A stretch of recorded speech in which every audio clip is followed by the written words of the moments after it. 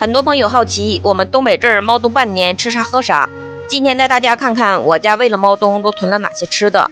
这个大冰柜里都是囤的猫冬食材。今年是个暖冬，都这个时候了，我们这儿才零下10几度。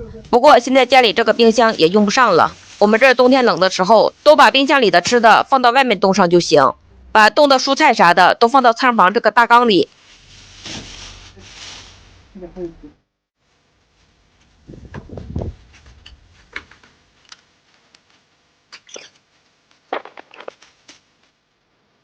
装了满满一大缸，冰箱里还囤了很多肉，买了几十斤的猪肉和牛肉，等过几天还要包几百斤冻饺子。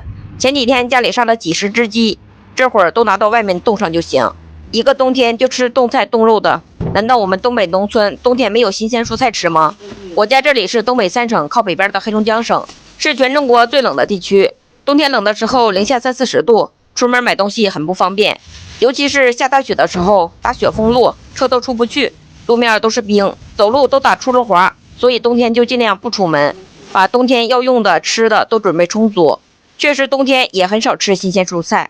秋天囤菜的时候，把菜园的豆角、辣椒、茄子、柿子、倭瓜都冻上了，炖的时候不用解冻，感觉吃的时候和新鲜的没有太大差别，而且都是自己家菜园种的，不施肥不打药，感觉比买的蔬菜健康。把这些猪肉、牛肉还有鸡肉啥的放到外面这2个铁箱子里就行。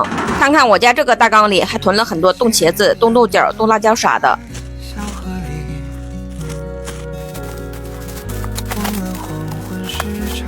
就这些冻菜就够我们家一个冬天吃的了。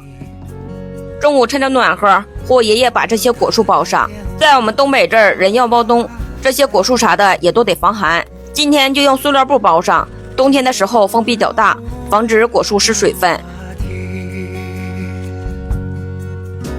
然后再用土把下面封上，等过几天下大雪，把雪都堆在这些果树上，这样冬天就不怕冻死了。